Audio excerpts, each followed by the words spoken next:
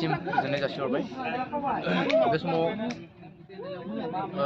जोंनिनो सिमेन्ट सापरि फरायसालिमा बर' फरायसा थुनलाइयारि आफादनि आफादगिरि लोगोसे सिलाफोथार फरायसालिमा बर' फरायसा थुनलाइयारि आफादनि लोगो आफादगिरि आरो जनाय हालामारि फरायसालिमा बर' फरायसा थुनलाइयारि आफादनि आफादगिरि बिथांमोननिसिम आं गोजोननाय जासिहरदों। मानो होनबा दिनैनि बे हाबाफारिखौ बिथांमोननि नाजानायाव खौसे सावरायलायनायनि गेजेराव बे दिनैनि हाबाफारिया जानानै फैदों। लोगोसेयैनो जों दिनै धेमाजि जिल्ला दुलाराय बर' फरायसा आफादनि आफादगिरि मानगोनां लकेन बसुमतारी आदा बिथांखौ जोङो दिनैनि बे गेलेग्रा फोथार बे बेखेवनाय हाबाफारिखौ जायनोखि मोनथाम फरायसालिमानि बिबानगिरि गासिबो फरायसाफ्रा हांख्रायनानै लाबोनाय जादों।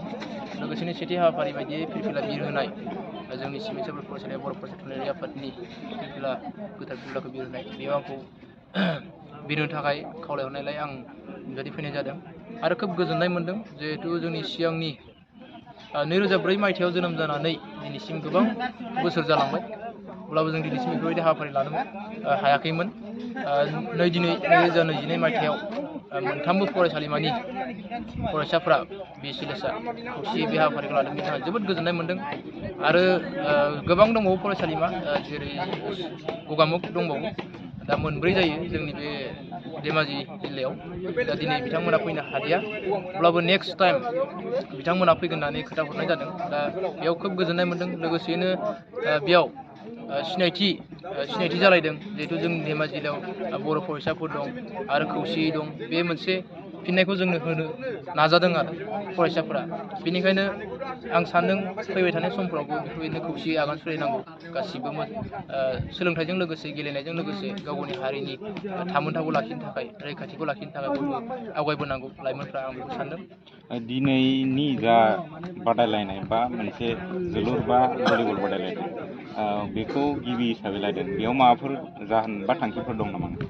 थांखिया बेनो, जोङो गासिबो धेमाजि जिल्लानि बर' फरायसाफ्रा बा धेमाजि जिल्लानि सिङाव थानाय फरायसालिमानि बर' फरायसाफ्रा बा BCLS आफादा, जोङो फरायसालिमानि बर' फरायसाफ्रा बा BCLS आफादा जोङो थुनलाइ आयदायाव दिनै जों जोबोद जौगाबोबाय आरो सोलोंथाइ आयदायावबो जोबोद गिदिर गिदिर फरायनानै IAS IPS गोबां जाबोनो हाबाय।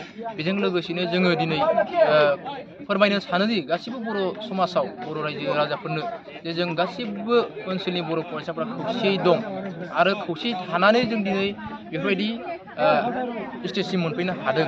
बे मोनसे फिननायखौ जों होनो लुबैयो।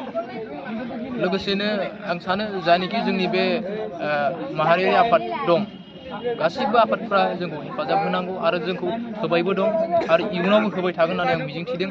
लोगोसेनो गासिबो फरायसाफ्रा दिनै नुनो मोनदों आं सिमेन्ट सापरिनिखौ, आं दिनै सिलाफोथार आरो जनायनिखौ आं बारा मिथियाखै। मानो होनबा आं बेयावनो सिमेन्ट सापरियावनो लानानै फैनाय हिसाबै आं सिमेन्ट सापरिनि खोथाखौ बुंनो थांदों। दिनै सिमेन्ट सापरियाव गोबां दिनै गुबुन गुबुन ओनसोलनिफ्राय फैनाय, जोंनि BTC एरियानिफ्रायबो फैनाय माखासे फरायसाफोर, बर' फरायसाफोर दं।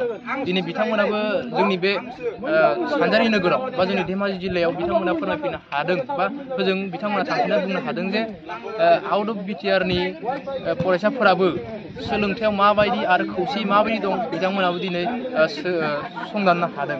बेखौ आं खोब गोजोननाय मोनदों।